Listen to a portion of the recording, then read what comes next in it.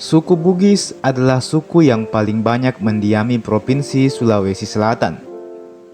Suku yang terkenal akan songkok recanya ini sering dipertanyakan asal-usulnya. Ada yang bilang kalau suku Bugis memang berasal dari Sulawesi Selatan. Ada yang bilang kalau suku Bugis berasal dari Cina. Ada banyak perdebatan perihal asal-usul suku Bugis ini.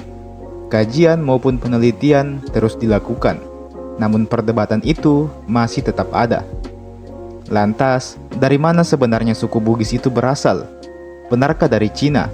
Lagian, Cina mana yang dimaksud di sini? Cina di Wajokah atau Cina yang sebuah negara?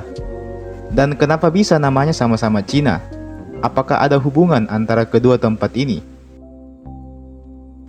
Sebelum lanjut, jangan lupa untuk di-like dan subscribe terlebih dahulu channel ini, supaya bisa terus berkembang dan memberikan informasi dan hiburan kepada kita semua.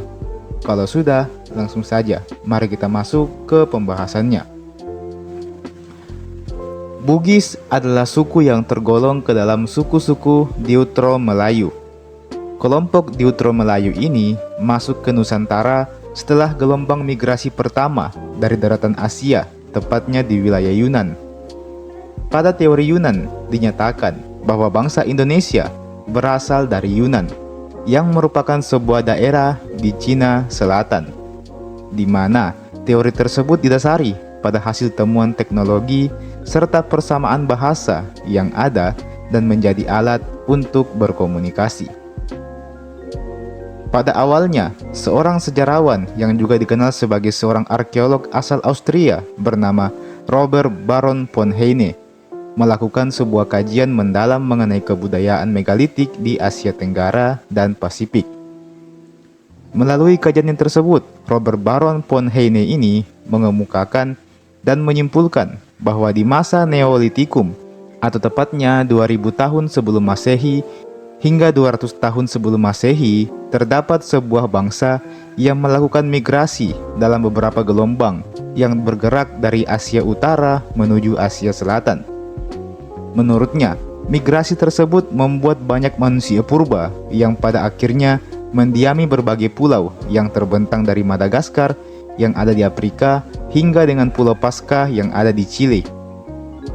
Hasil kajian tersebutlah yang pada akhirnya melahirkan sebuah pemikiran mengenai nenek moyang bangsa Indonesia yang berasal dari Yunan.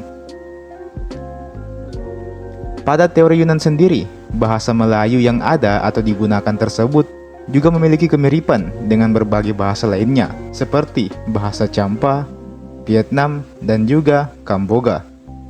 Sehingga, dengan kata lain, adanya kemiripan bahasa Melayu yang ada tersebut dengan berbagai bahasa lainnya menandakan adanya pertalian dengan daratan Yunan.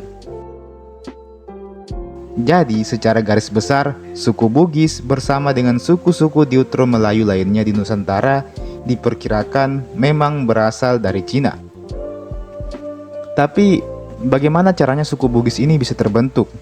Karena pada waktu itu kan, istilah Bugis harusnya belum ada. Kata Bugis diambil dari kata Tougi, yang artinya pengikut Lhasa Tumpugi. Siapa itu Lhasa Tumpugi?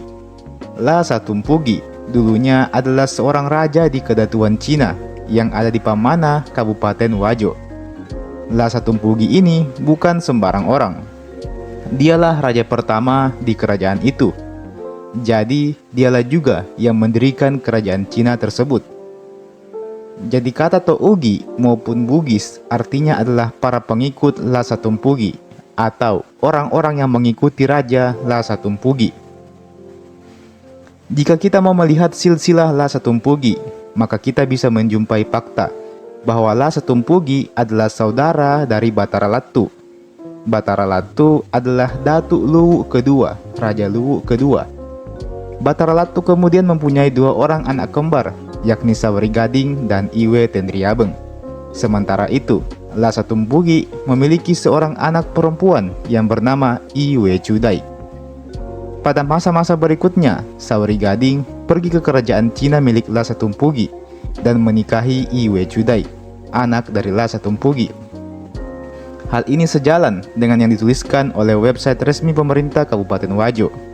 Dan hal ini juga sejalan dengan naskah Lagaligo yang sering dipercaya orang-orang sebagai naskah sejarah. Jika kita merujuk pada hal ini saja, maka tentu kita bisa mendapati fakta bahwa Lasatumpugi berasal dari kerajaan Luwu karena bersaudara dengan Batara Latu, Sang Datu Luwu kedua. Jika demikian, maka orang-orang Tougi atau Bugis ini juga berasal dari kerajaan Luwu. Bila kita menerima fakta bahwa keluarga penguasa Luwu dan Cina berasal dari satu garis keturunan, dan fakta bahwa hubungan antara dua kerajaan ini dipertahankan lewat pernikahan dan kesamaan kepentingan ekonomi, maka tentu saja kita bisa memahami kerjasama yang terjalin di antara kedua kerajaan ini. Cina dan Luwu dihubungkan oleh leluhur istana yang sama, dan hubungan ini dijaga lewat pernikahan, setidaknya sampai abad ke-15.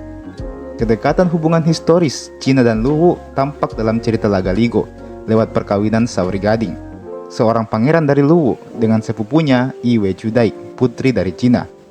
Terdapat bukti pertukaran ekonomi antara Cina dan Luwu dalam bentuk serpihan gerabah. Cina dan Luwu awalnya diperintah oleh satu kelompok garis keturunan yang kelak terpisah menjadi dua kerajaan. Kedua kerajaan ini mengklaim berasal dari satu sosok, yaitu Simpu Rusia, sebagai permulaan bagi keluarga istana mereka. Pemukiman Tempe, Wage, Tampangeng, dan Sengkang yang dirujuk dalam kronik Wajo sebagai negeri leluhur Luwu. Sangat mungkin bahwa kronik Wajo melekatkan kampung-kampung ini ke Luwu demi menghindari merujuk mereka sebagai bagian dari Cina. Atau bisa juga karena kedua kerajaan itu sinonim di pikiran para penulis kronik. Sebagai kesimpulan, berdasarkan bukti-bukti yang ada, kerajaan Luwu dan Cina nampaknya adalah dua kerajaan yang terdiri dari satu garis keturunan yang sama. Keduanya berdiri memerintah wilayahnya masing-masing, namun tetap menjalankan kerjasama. Keduanya adalah tetangga yang saling terhubung satu sama lain. Suku Bugis adalah bagian dari ras Deutero Melayu yang bermigrasi dari wilayah Yunan yang ada di Cina. Pada perkembangannya, lahirlah kerajaan Luwu di Sulawesi Selatan, dan di kerajaan Luwu ini lahirlah seorang anak yang bernama Lasatumpugi, yang kemudian mendirikan kerajaan Cina. Orang-orang yang menjadi pengikut Lasatumpugi ini kemudian mendeklarasikan dirinya sebagai Tougi alias orang Bugis. Jadi, orang-orang Bugis adalah sebutan untuk para pengikut Lasatumpugi. Dalam perkembangannya, Bugis mulai tumbuh dan menjadi sebuah suku yang besar seperti sekarang ini. Mungkin itu juga penyebab mengapa orang-orang Bugis dan Luwu punya beberapa tradisi yang sama, namun bahasa yang digunakan justru berbeda. Jadi Luwu kayak Bugis tapi Luwu bukan Bugis, sedangkan orang Bugis kayak Luwu tapi orang Bugis juga bukan orang Luwu. Lantas, apakah kerajaan Cina di Wajo itu berasal dari negeri Cina? Sayangnya, tidak ada sumber pasti yang menjelaskan hubungan antara dua daerah tersebut. Kalau kalian ada saran dan tambahan atau masukan, bisa tuliskan di kolom komentar di bawah.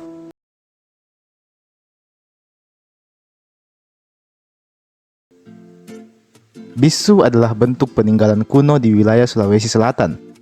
Mereka ada jauh sebelum agama Samawi seperti Islam dan Kristen masuk ke Sulawesi. Kata bisu disinyalir berasal dari kata biksu, yang tentunya merujuk pada sosok pendeta atau pemuka agama dari agama Buddha. Namun, sejatinya kata bisu berasal dari kata besi atau mabesi, yang artinya bersih, suci, tidak kotor karena tidak punya payudara dan tidak menstruasi. Mengapa demikian? Karena sosok bisu sejatinya adalah seorang laki-laki, namun berpenampilan layaknya seorang perempuan. Kok bisa begitu? Kalau kita merujuk ke sejarah dan legenda, sosok bisu nampaknya berasal dari kitab kuno I Lagaligo. Dalam kitab tersebut banyak disebutkan keberadaan seorang bisu, sosok yang dianggap suci. Dalam kitab Lagaligo, sosok bisu tidak boleh menikah karena dianggap sebagai manusia yang suci. Bisu banyak terlibat dalam ritual adat Bugis di masa lampau. Sosoknya sangatlah sentral, layaknya imam dalam Islam. dan pendeta dalam agama Kristen. Sosok bisu adalah tokoh yang tak tergantikan pada masa animisme dan dinamisme.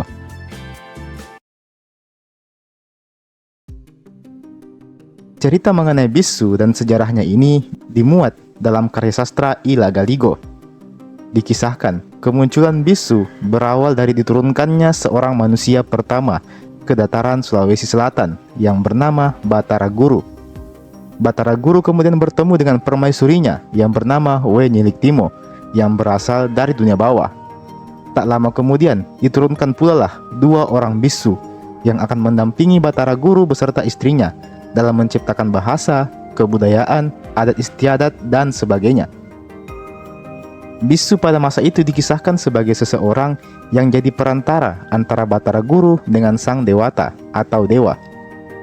Apabila Batara Guru hendak melakukan sesuatu, biasanya dia akan menyuruh bisu untuk melakukan ritual untuk meminta persetujuan dari sang dewata. Bisu juga banyak berperan sebagai pelaksana ritual adat dan tentu saja sebagai dukun yang menyembuhkan orang-orang yang sakit pada waktu itu. Singkat kisah, waktu berlalu, agama-agama seperti Hindu dan Buddha mulai masuk. Kristen dan Islam pun juga mulai masuk. Kepercayaan masyarakat akan hal-hal animisme dan dinamisme semakin tergeser, berganti dengan kepercayaan yang tentunya lebih layak untuk diimani. Namun sampai saat ini, peran bisu tetap tak tergantikan. Sosok bisu masih ada sampai saat ini, utamanya di wilayah-wilayah masyarakat yang bersuku Bugis. Seseorang tidak bisa menjadi bisu atas kemauannya sendiri. Menjadi bisu bisa dibilang adalah panggilan dari dalam diri orangnya sendiri. Biasanya, seseorang yang mengalami gejala psikosomatis seperti suka tiba-tiba pingsan dalam waktu yang lama atau tiba-tiba menjadi bisu dianggap sebagai tanda bahwa orang itu ditakdirkan menjadi bisu. Selain itu, menurut catatan seorang bisu yakni Puang Matua Bisu Juleha mengemukakan bahwa seseorang biasanya menjadi bisu apabila mendapatkan tanda dari mimpi. Tanda berupa mimpi tersebut adalah panggilan dari Yang Maha Kuasa. Apabila tidak dipilih oleh Yang Maha Kuasa, maka seseorang tidak akan pernah menjadi bisu. Tidak dijelaskan mimpi seperti apa yang dimaksud. Hanya saja orang yang mengalaminya akan sadar dan merasa terpanggil dengan sendirinya dan kemudian mulai mencari bisu lainnya untuk berguru kepada bisu tersebut. Apabila dia serius, maka dia akan dibimbing untuk menjadi seorang bisu. Dan setelah dinilai cukup belajar, maka seorang calon bisu biasanya akan disuruh untuk berpuasa dan bernasar. Proses ini dinamakan irebba. Apabila dia lulus ujian, maka dilaksanakanlah upacara untuk menobatkan orang tersebut sebagai bisu. Sekarang mari kita bahas soal perawakannya. Mayoritas bisu adalah seorang laki-laki. Meskipun tubuhnya laki-laki, namun mereka memiliki sifat feminisme. Mereka memiliki wajah yang halus dan terawat dan terbiasa mengenakan pakaian perempuan. Meskipun terkadang juga berpenampilan seperti laki-laki biasa. Jadi mereka adalah laki-laki dengan penampilan perempuan. Sampai di sini saya yakin banyak dari kalian yang mengaitkan bisu dengan istilah bencong. Namun bisu nampaknya sedikit berbeda. Seorang bisu biasanya tidak akan menonjolkan sisi kelaki-lakiannya dan juga sisi perempuannya. Karena bisu dianggap sebagai sosok penghubung antara alam gaib dan juga alam manusia. Maka sosok bisu ini haruslah netral dan tidak menjadi laki-laki ataupun perempuan. Bisu juga tak boleh melakukan tindakan seksual. Apabila melakukan, maka tentu akan ada hukuman yang menantinya dari Sang Pencipta. Bisu dianggap sebagai manusia yang suci dan bersih. Dalam kesehariannya, dia banyak dijadikan sebagai penasihat, pemimpin ritual adat, hingga sebagai dukun.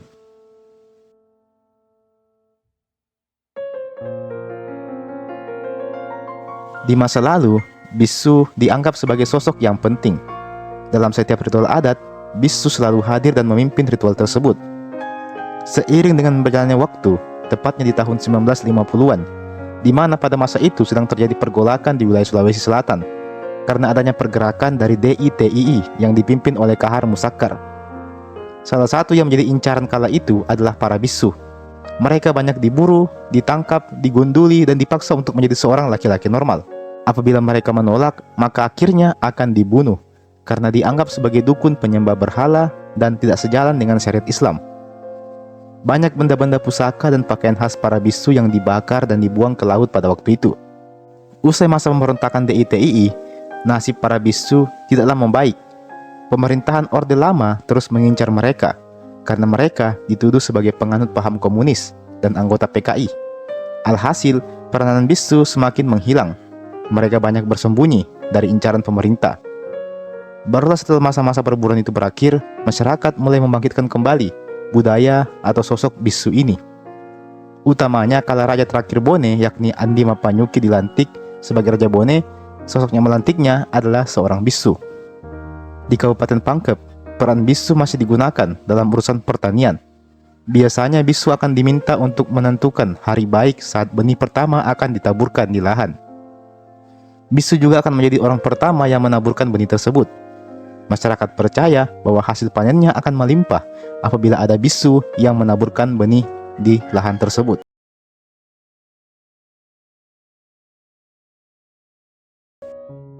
Suku Bugis dan suku Makassar adalah dua suku yang gemar merantau dan juga berdagang. Di masa lalu, tanah Jawa adalah tanah yang menjadi kunci dari segala sektor dan bidang, utamanya bidang perdagangan. Alhasil, ada banyak orang-orang Bugis maupun Makassar yang merantau ke tanah Jawa untuk berdagang. Pada waktu itu, di Jawa ada banyak kerajaan yang berdiri dan berkuasa. Para kerajaan ini merasa terganggu dengan kehadiran kolonial Belanda. Singkat kisah, perang pun berkecamuk di mana-mana. Semuanya menentang keberadaan kolonial Belanda. Salah satunya adalah Perang Mangkubumi, di mana perang ini merupakan bentuk perlawanan rakyat Jawa terhadap dominasi kolonial Belanda yang semakin menguat kala itu. Kala itu terjadi juga perpecahan kekuasaan di Kerajaan Mataram. Alhasil, ada dua putra mahkota di Mataram yang saling berebut kekuasaan. Namun, di tengah konflik internal tersebut, pihak Belanda malah ikut campur, dan dari sinilah perang mulai berkecamuk. Dalam perang ini, ada banyak sekali lapisan masyarakat yang ikut terlibat. Para bangsawan, rakyat biasa, hingga para kaum pendatang. Dan salah satunya adalah orang-orang Bugis ini, di mana mereka juga ikut terlibat dalam peperangan tersebut. Prajurit-prajurit Bugis ini, meskipun sebenarnya hanyalah seorang pedagang biasa, namun ternyata mereka memiliki keahlian fisik yang kuat.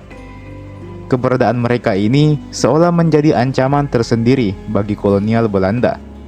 Sementara itu, selain orang-orang Bugis, disebutkan juga kalau orang-orang Makassar juga ikut terlibat dalam peperangan ini. Orang-orang Makassar ini berasal dari kerajaan Gorontalo. Dasarnya mereka adalah para bangsawan dan pengikutnya yang melarikan diri dari Gorontalo karena Gorontalo telah ditaklukkan oleh VOC.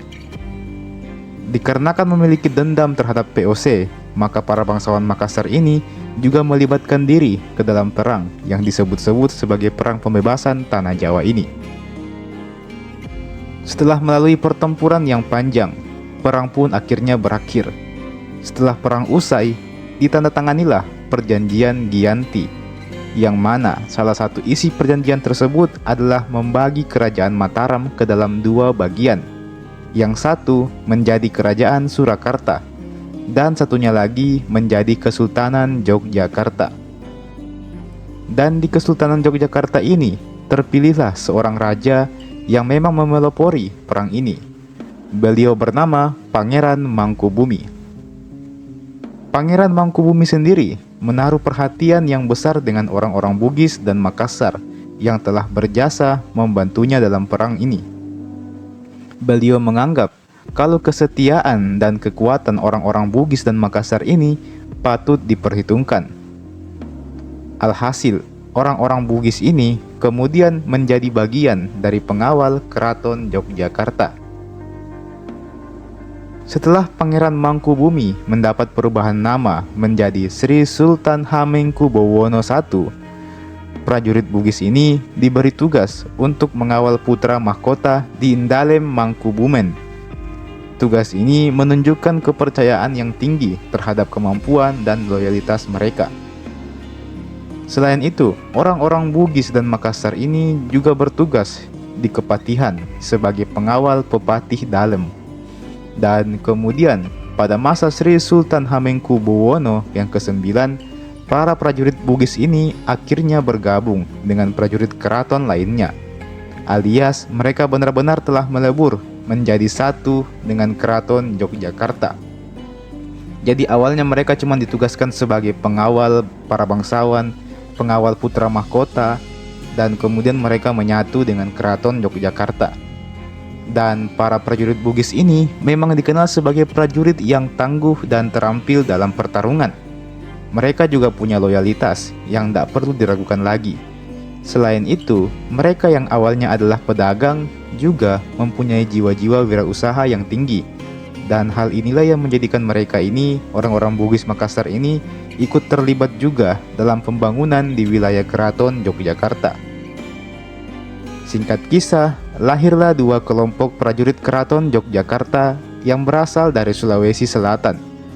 Masing-masing dikenal dengan nama Brigada Bugis dan Brigada Daeng.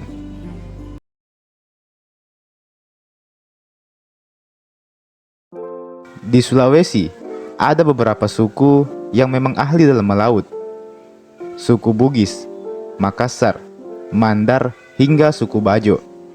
Keempat suku ini dikenal ahli dalam melakukan pelayaran di masa lalu. Tapi bagaimana caranya?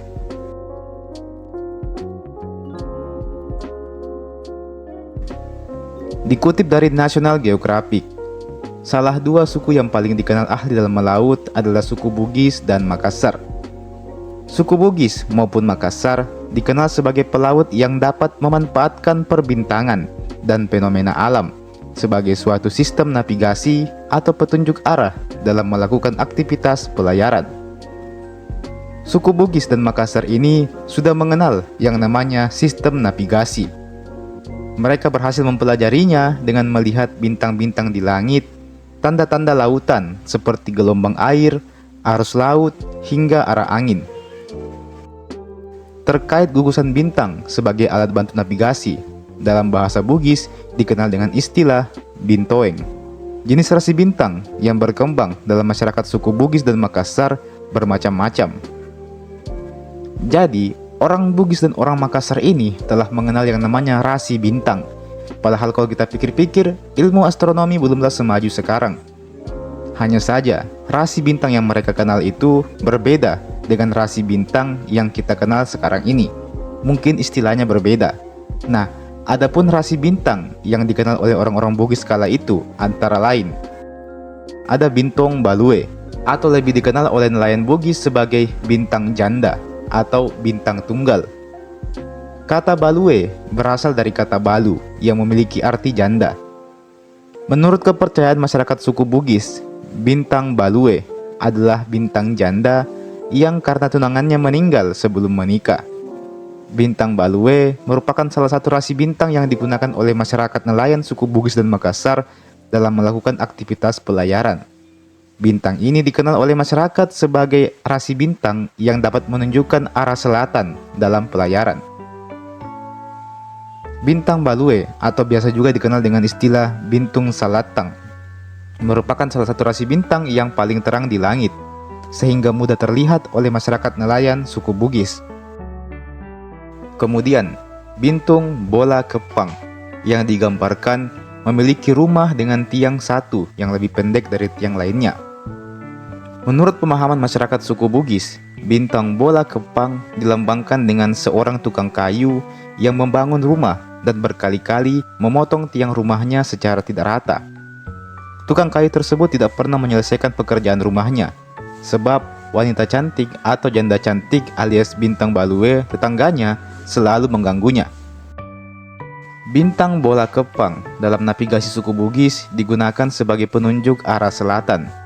Rasi bintang bola kepang digunakan oleh nelayan suku Bugis apabila dalam pelayaran bintang balue tidak terlihat posisinya selama pelayaran.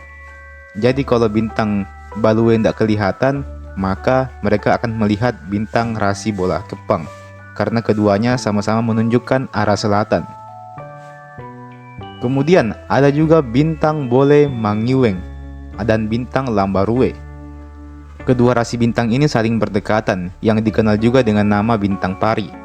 Kedua rasi bintang ini tidak digunakan oleh masyarakat Bugis sebagai sistem navigasi, tetapi digunakan oleh masyarakat sebagai penentu posisi pelabuhan dengan jarak jauh dan dapat digunakan sebagai bintang pedoman dalam mempertahankan haluan kapal pada saat aktivitas pelayaran. Kemudian Bintong Kapala dan Bintong Balu Mandara merupakan dua rasi bintang yang saling berdekatan.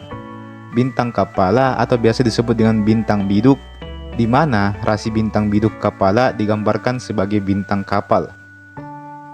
Bintung Balu Mandara atau biasa disebut dengan janda mandar.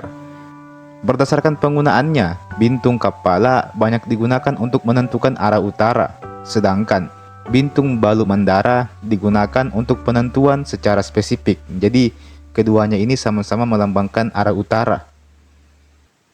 Kemudian Bintung Pajekoe dan Bintung Tandra Telue.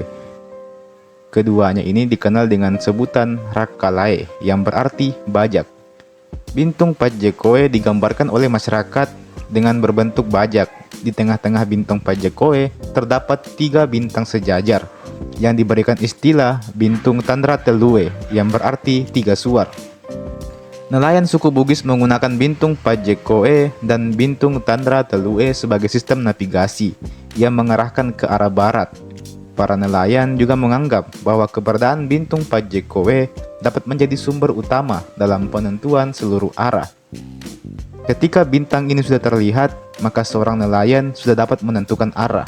Mana arah selatan, mana arah utara, dan mana arah barat. Menurut Christian Pelleras mengatakan, sebenarnya jika dilihat dari asal-usul budaya dan kegiatan ekonominya, sebagian besar orang Bugis bukanlah pelaut atau nelayan, melainkan pedagang. Berbeda dengan suku Mandar yang memang dikenal sebagai seorang nelayan tulen. Sedangkan orang-orang Bugis dan Makassar ini kebanyakan hanyalah pedagang. Namun karena perdagangan yang dilakukan oleh suku Bugis Makassar menggunakan jalur laut, oleh karena itu mereka mau tidak mau harus menguasai jalur-jalur perdagangan laut dan juga mengetahui navigasi laut. Jika kita perhatikan, kemampuan orang-orang Bugis dan Makassar dalam mengetahui rasi bintang sebenarnya adalah bagian dari ilmu astronomi itu sendiri. Hanya saja, mereka menggunakan istilah-istilah mereka untuk mengartikan rasi bintang tersebut, menggunakan bahasa mereka dan pemahaman mitologinya mereka. Selain itu, orang-orang suku Bugis maupun Makassar belajar ilmu kelautan dari pengalaman mereka sendiri. Ala bisa karena biasa. Pengalaman yang terus hadir dalam hidup mereka menjadikan mereka ulung secara bertahap. Saking hebatnya mereka bisa paham cuaca hanya dari hembusan angin. Mereka bisa mengetahuinya juga dari ombak maupun pergerakan arus laut. Ilmu-ilmu semacam ini bisa dipelajari di bangku sekolah. Namun, kepekaan dan juga naluri yang kuat, insting yang kuat, hal-hal semacam itu hanya bisa kita dapatkan melalui pengalaman. Dan orang-orang suku Bugis dan Makassar telah mengetahuinya karena pengalaman mereka yang sangat luar biasa. Jadi mereka tidak butuh sekolah untuk mempelajarinya. Mereka punya pengalaman yang lebih berharga dari jutaan SKS di bangku kuliah.